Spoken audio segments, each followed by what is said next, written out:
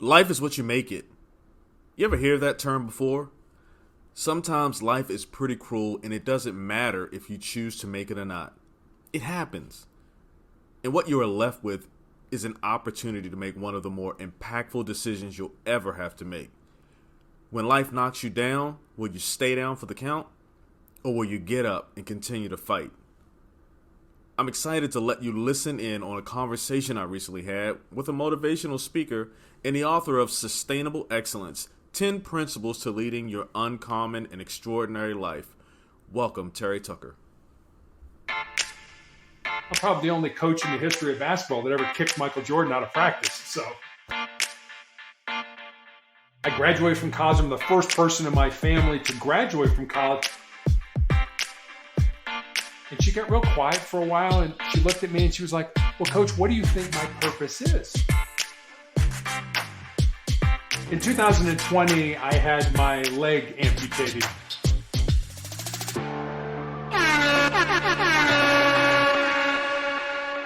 Hindsight is 2020, hindsight is key. To learn that, you don't need no type of degree. Learn from the past, see what the present gon' be. I'm a wise man, look at these blessings on me. Hindsight is 2020, hindsight is key. To learn that, you don't need no type of degree. Learn from the past, see what the present gon' be. I'm a wise man, look at these blessings on me. The Hindsight Podcast, hosted by Lee Jones, the one and only, my homie, bringing the past to the present and affecting the future for the better. Hey, Terry, welcome to the show. How you doing today? I'm great, Lee. Thanks for having me on. I'm looking forward to talking with you. So let's just jump right into it. Let's start off. I don't know if we want to start off at the beginning of I was born, but maybe your college days when you played basketball. That sounds super interesting to me. How did that go with you? Sure. So I am born and raised on the south side of Chicago. I'll give you that much. I am the oldest of three boys. You can't tell this from my voice, but I'm 6'8" tall. I played college basketball at the Citadel. I have a brother who's 6'7", who was a pitcher for the University of Notre Dame, and then another brother who's 6'6", who was drafted by the Cleveland Cavaliers in the National Basketball Association. And then my dad was 6'5". So I sort of joke that if you sat behind our family in church growing up, there wasn't a prayer's chance you were going to see anything that was going on in front of you. But our 5'8" our 5'8" mother was always the boss. It didn't matter how big, tall, strong we were. But I was lucky. I started, like I said, born and raised on the south side of Chicago, but spent a few years kind of early in my life living in Columbus, Ohio. And I just happened, by circumstance, to get on the, little grade school, 9-year-old kids playing basketball with the son of the assistant coach at Ohio State. And so I got access to, summer camps and all kinds of stuff through him. And that just fueled a love that I had for the game, and was able to go on and play in high school. And then eventually was good enough, even despite having 3 knee surgeries in high school, to play Division I basketball. I actually, and you'll probably turn the interview off after I tell you this, I had Mike Krzyzewski, Coach K, sit on my couch in Chicago and say, come play for me at West Point. And I said no. So you can imagine what a dummy I am. Everything. Hey, that's a definite hindsight, right? It definitely, totally a hindsight. But I did get the opportunity to play against I played against Michael Jordan his freshman year at North Carolina when they won the national championship. And then actually it was a doubleheader. It was the North-South doubleheader played in the Charlotte Coliseum. And then the following night, on Saturday night, I got to play against Jim Valvano and his North Carolina State team, who the following year, 1983, they would win the national championship. So in the course of one weekend, got to play against 2 national championship teams. And I'll end it with this. My brother, who I mentioned played baseball at Notre Dame, became a basketball coach in Chicago and actually coached Michael Jordan's 2 sons. And he tells a story where one day he's at practice, and it's toward the end of practice. He's teaching the kids a play, and he looks up and nobody's paying any attention to him at all. And so he looks where the players are looking, and that's towards the door. And Michael Jordan had come into the gym as a dad, to pick up his kids from practice. And my brother looked at him and said, "Hey, Michael, you're a little bit of a distraction. Would you mind just stepping out in the hall until practice is over?" And Jordan and his wife were incredibly gracious people. He's like, "Yeah, sure, coach, no problem. I'll wait outside." And my brother thought later, I'm probably the only coach in the history of basketball that ever kicked Michael Jordan out of practice. So. And that's something. Wow. That's pretty amazing. 6'8", 6'7", baseball, 6'6". basketball, and 6'6". Good gracious. You walked the ladder and you said your mom was 5'8"? My mom was. I think she was, because she was always running to the store to buy milk and, bread and meat and all that stuff. Because we had insatiable appetites, as you can imagine, as we were growing. So. Right. That's pretty amazing. So how was it? You said you played against Michael Jordan. Just give me a little bit about that. I know you didn't play directly the same position, but how was it? Was he pretty amazing at that point in his career, in his college career? Actually, no. And I hope he's not listening. No, he really was. It was his freshman year. James Worthy, who was a NBA Hall of Fame player, was really kind of their big gun, North Carolina's big gun. And so Jordan was just becoming the Michael Jordan that we all know about. And he would go on and hit that shot, at the very end of the national championship game to give North Carolina, the win. But he was a freshman. Think about it, he's an 18-year-old kid. When we were all freshmen in college, what was that like? But the fun part, it was North Carolina, and it was Dean Smith, who maybe your audience doesn't know, was an unbelievably great college basketball coach, and was a great college basketball mind. He understood the game, and that. So it really wasn't so much about Jordan at that time as much as it was the mystique of North Carolina, and specifically James Worthy. Absolutely. Okay. All right. I appreciate you indulging me with that question. Just curious. So what did you do? When you left out of college? What was your job? You didn't go to the NBA. So what was your first job that you took up?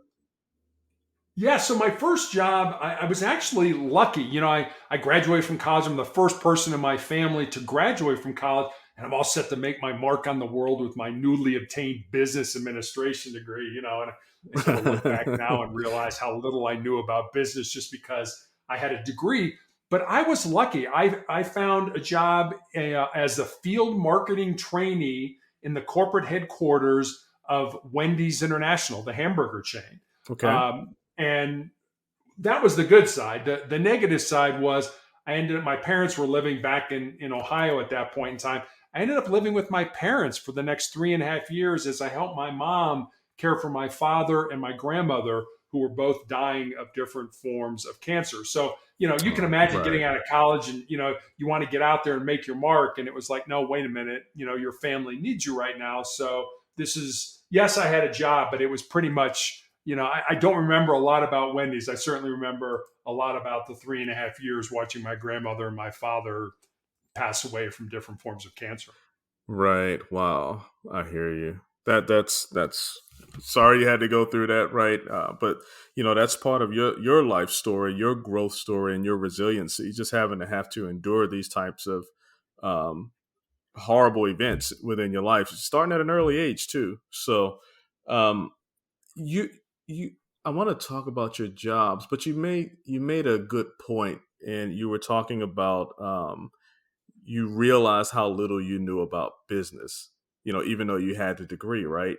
And so it's pretty cool, because I try to push this out to people who I talk to, right? When you get the degree, right, that's like, from my perspective, it's like a ticket, an opportunity, right? It gives you more opportunities, right? But don't think that you know everything, right? Because you're going to continue to learn throughout your journey, right? In each business, each organization you go through has a different thing, a different way of doing stuff, right? And so, getting your degree is the first step and the most important step, I believe. And then, going through and continuing. Oh, Lord, what is that? Did you hear that? No. Okay. All right. Good. I'm sorry. It was a That's okay. ringing. It was a ringing in my. I'll have to edit that out as a ringing in my headset. But anyway, so that's the important thing, right? Getting the opportunity. That's how I look at a college degree. It's like networking, right? Because you get to be around like people, and you can create some lasting relationships from there. And it's also the opportunity, right? Once you get into the workplace. So Absolutely. yeah. So And, for you and, to and I, bring, and, I think you make a good point because I mean, it's just like if you go to law school, when you get out of law school, you don't know how to be a lawyer. right, You have to learn how to, you go to medical school, you don't know how to be a doctor, so having a college degree, as you say, it's an opportunity. It opens a door for you. What you do with that, whether you walk through that door or not, that's up to you. right, absolutely. All right, so now this time I just want you to just blow through because you did a lot of different unique careers, right? So if you can just talk to us a little bit about those and maybe the motivation that led you in that direction, to because they're pretty significantly different They career are. things choices. So if you can just blurb through that, I appreciate it. Sure, but there is a backstory to it, and it'll probably make sense. So after Wendy's, I became a hospital administrator, and then I made a major pivot in my life, and I became a police officer. And I'll be honest with you, my passion was always to be in law enforcement. My father's father, my grandfather, was a Chicago police officer from 1924 to 1954. So he was in Chicago during Prohibition when alcohol was outlawed in the United States during the Great Depression, the late 1920s, early 1930s, and when the gangs, Al Capone and those guys were shooting up the town. And he was actually shot in the line of duty with his own gun. It was not a serious injury. He was shot in the ankle. But Okay. my dad always remembered the stories my grandmother told of that knock on the door. And my dad was an infant at the time of, Mrs. Tucker, grab your son, come with us, your husband's been shot. So when I expressed an interest in going into law enforcement, my dad was, oh, absolutely not. You're going to go to college. You're going to major in business. You're going to get out, get a great job, get married, have 2.4 kids, and live happily ever after. But 2.4. that's what my dad wanted me to do. There you So I go. had a choice when I graduated from college. As I mentioned, my father and grandmother were both dying of different forms of cancer. I could have said, hey, Dad, sorry, I'm going to go off here and blaze my own trail in law enforcement. Or out of love and respect for you, I will do what you want me to do. So now you understand the backstory. So if you look at my first two jobs, which were in business fields, that's what I did to appease my father. And I sort of joke, I did what every good son did. I waited until my father passed away. And then I became, I did what I want to do. I followed my dreams, Right. became a police officer. So part of that was working undercover narcotics for 3.5 years. I was a SWAT team hostage negotiator. After I left law enforcement, I started a school security consulting business. I coached girls' high school basketball. Made the brilliant business decision to start a motivational speaking business right in the middle of the pandemic. And then became an author in 2020. But for the last 10 years, I have been battling this very rare form of cancer. So I think that gets you up to date on sort of my career in a nutshell. Right. So tell me a little bit about sustainable excellence. Yeah, Sustainable Excellence was a book that I wrote. In 2020, I had my leg amputated because of the cancer and found out Right. I had tumors in my lungs. And so during that 3-month period where I was healing, I sat down at the computer and basically wrote the book. But the book was really born out of two conversations I had. One was with a former player who had coached in high school, who had moved to Colorado, where my wife and I live. And with her fiance, and my wife and she and her fiance and I had dinner one night. And I remember saying to her after dinner, I'm really excited that you're living close and I can watch you find and live your purpose. And she got real quiet for a while and she looked at me and she was like, well, Coach, what do you think my purpose is? I said, I have no idea what your purpose is, but that's what your life should be about, finding the reason you were put on the face of this earth and then living that reason. So that was one conversation. And then I had a young man reach out to me on social media who was in college, and he asked me what I thought were the most important things that he should learn to not just be successful in his job or in business, but to be successful in life. And I didn't want to give him the, get up early, work hard, help others. Not that those aren't Right. important. They are incredibly important. But I wanted to see if I could go deeper with him. So I took some time and I thought about it, wrote some notes, I had these 10 ideas, these 10 thoughts, these 10 principles. And then I sent them to him. And then I stepped back and I was like, well, I got a life story that fits underneath this principle, or I know somebody whose life emulates that principle. So literally during that 3-month period where I was healing, I sat down at the computer and I built stories, and they're real stories about real people underneath each of the principles. And that's how sustainable excellence came to be. That's amazing. That's amazing. So, wow. So how did you come up with the 10 principles? I know you said you wrote it down and you sent it to him. Like how did you come up with those 10 principles? Focus in on them. It was thinking back on my life about things that either I had done or that I hadn't done that had made an impact, either positively or negatively. I mean, one of the chapters in the book, and each principle is a chapter, and one of the principles, and it's funny for me because as an author, when people reach out to me, there's always one principle that is the one that really kind of grabs them, and it's like, right. This is the one that really resonated with me, and for me, I wrote all 10 of them, but the one that really resonates with me is one that I've done, and I'm not proud to say that I've done it, but I've done it a lot in my life, and this is the principle.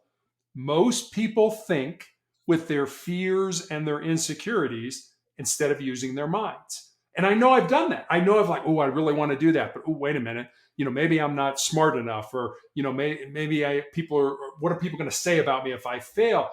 That's thinking with our fears and our insecurities. And I always tell, especially young people, that if there's something in your heart, something in your soul that you believe you're supposed to do, but it scares you, go ahead and do it. Because at the end of your life, the things that you're going to regret are not going to be the things you did. They're going to be the things you didn't do. And by then it's going to be too late to go back and do them. So, it's things like that it's like, yeah, I've done that. I'm not proud that I did it, but maybe I can put that into a book and give some examples and say, all right, I'm sure we all feel that way from time to time. Maybe I'm not good enough. Maybe I'm not smart enough. What if I fail? And so as a result, we don't do something that is either good for us or something that we have an interest in we want to do. That is an excellent point. I think I was on another podcast and I was talking about some of my fears. You base your decisions off of your fears, right? Instead of the possibilities. And right. so, I mean, I definitely struggle with that as well. So that would be a definite point, principle, that I would focus on. And I absolutely do focus on it now. I try to do a lot of things that I fear of failing, or I believe, someone will criticize, or why are you, it's like I'm grown, but I still have that, I believe, child mentality. And it's not really a child mentality. It's a human mentality. Right. But, I definitely can relate to that principle. And I appreciate you sharing even though I'm giving a lot more, I believe, and stuttering and doing all this other stuff, because it's resonating something inside of me, right? To get out and do a lot more with my mind instead of, focusing on the fear of not being able to accomplish a thing. So I'm talking a lot because I think that is a very, very, very important message that should go out to everybody, period. So you touched on your cancer, right? You touched on you had to have your leg amputated. What was your, and you don't have to answer this, but like, what was your mental state when you started going through these things?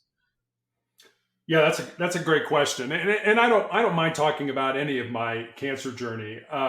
So I guess to kind of go back to the start, which really started the whole sort of the mind game along with the physical aspects of having cancer, was I was a girls' high school basketball coach, as I mentioned, in Texas, and I had a callus break open on the bottom of my foot, right below my third toe. And initially, I didn't think much of it because as a coach, you're on your feet a lot. But after a few weeks of it not healing, I went to see a podiatrist, a foot doctor friend of mine. And he took an x-ray and he said, Terry, I think you have a little cyst in there and I can cut it out. And he did. And he showed it to me. It was just a little gelatin sac with some white fat in it. No dark spots, no blood, nothing that gave either one of us concern. But fortunately or unfortunately, he sent it off to pathology to have it looked at. And then 2 weeks later, I received a call from him. And as I mentioned, he was a friend of mine.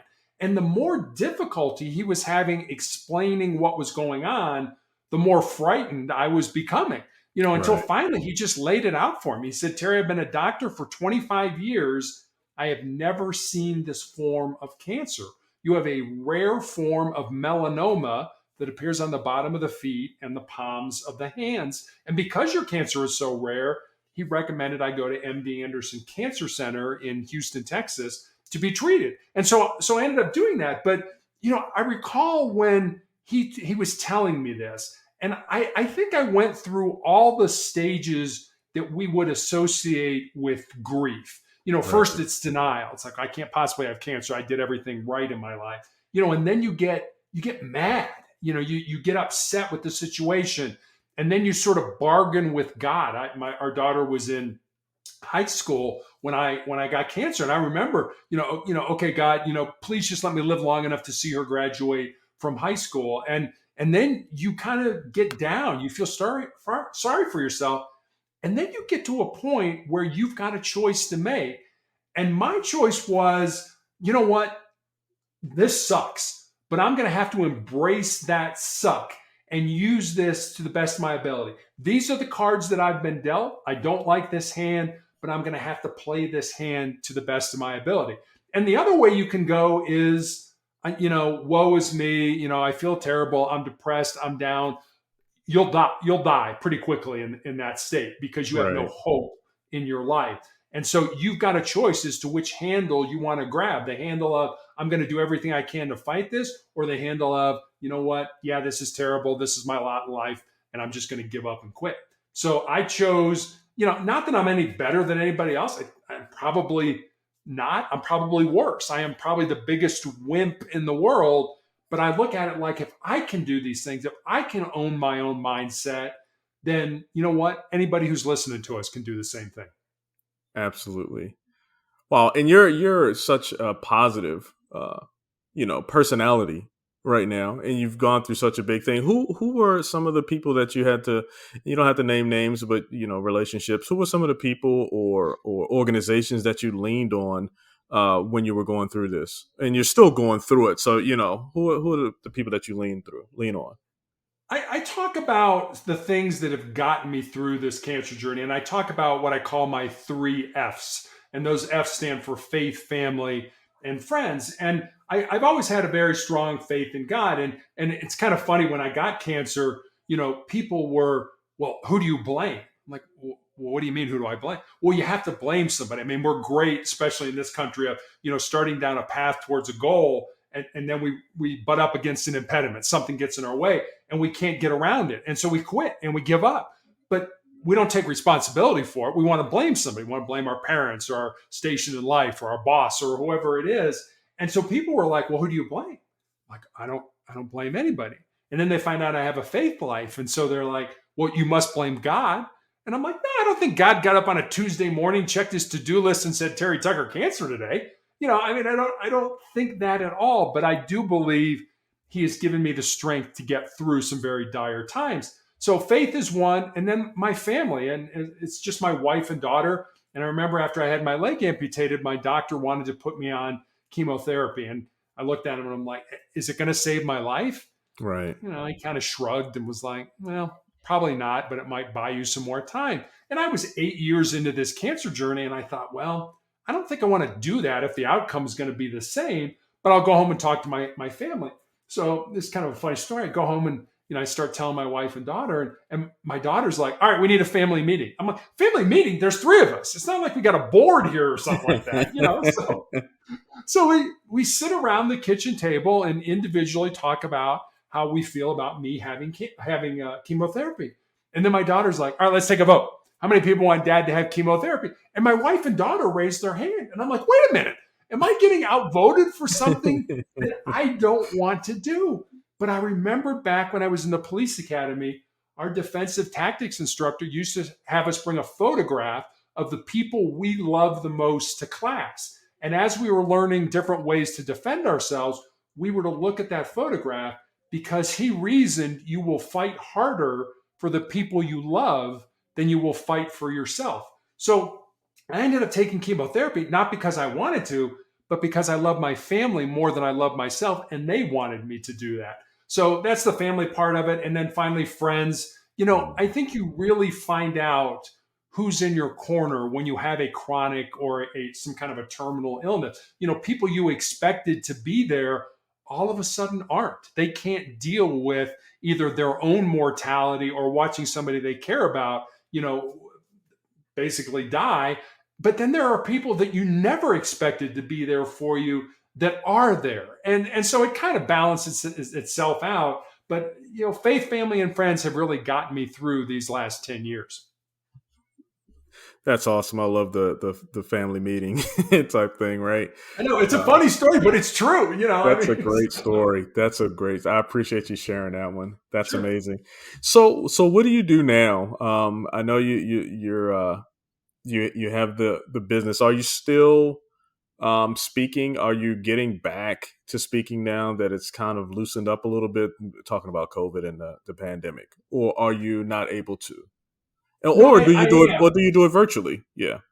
I do it virtually. I gave a talk. The South Carolina Bankers Association had their annual convention in Colorado Springs last month. And so they asked me to come and do a keynote at their prayer breakfast. So I did that. And it was just so nice to get back with people again and not, just either a voice over the internet or if you do a Zoom, you can still see the people, but you're not there with them. And it was so great for me to be able to do that, to be around people again. I love people. I'm not a big crowd fan, but I love people individually. And that. So yes, I am doing that. I'm starting. It's funny because as things are opening up, I'm finding there's more opportunities kind of in the virtual speaking realm than there was before. And I don't know if that's just because that became such an important thing during the pandemic and now people understand how to do it. So it's easier to do than, having to pay airfare and hotel and all that kind of stuff for people. So yeah, so I am doing that. I do podcasts. I mean, my issue is every third week I am at the hospital for an entire week being treated. And so I'm pretty much shut down at that point. I really can't do anything. And then I've got 2 weeks off. My wife and I kind of have a constant battle. She's like, you need to rest. You need to get your blood counts back up. You need to do all this stuff. Right. And I'm like, hey, I'll get plenty of rest when I'm dead. So, we kind of joke about that. And I'm like, I love doing podcasts because I get to interact with other people. And I've been very fortunate, Lee, to have done probably over 500 podcasts with people all over the world. I've yet to have a bad experience. I mean, I've met so many great people and been able to talk about my story with them and impact them and their audience. So it just gives me that, it gives me that energy that I wouldn't have otherwise. All right. So this is going to sound like, well, you know what? I'll just ask the question. Okay. What do you do for fun? This? See, I knew it was like a setup. That's why. It was a great lead. Thank you. I'll send you that $20 I promised you, right?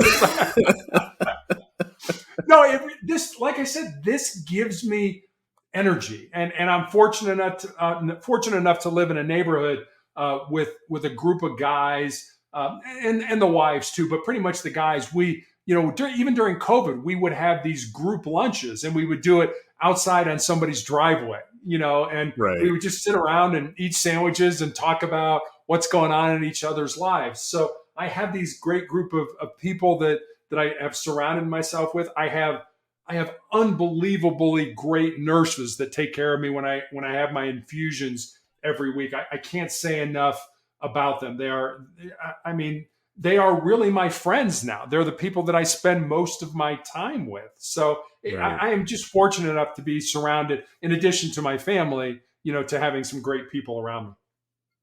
So give me a good, you're my motivational speaker right now, or my audience is your is your audience right now. Give me something, and this is general, so you can just be creative, something motivational, something to get me through tomorrow or through today? So I had a nurse recently ask me, and this is a true story. She asked me what it was like, and I mentioned having my leg amputated. That was in 2020. In 2018, I had my foot amputated. So that was the first amputation that I had. And she Okay. asked me, what's it been like to have your foot amputated and your leg amputated?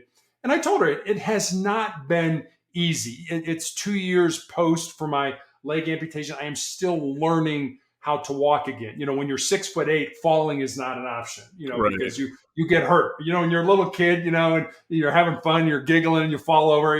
I mean, you're a foot off the ground. It's not a big deal. So, you Right. know, so I told her it has not been easy.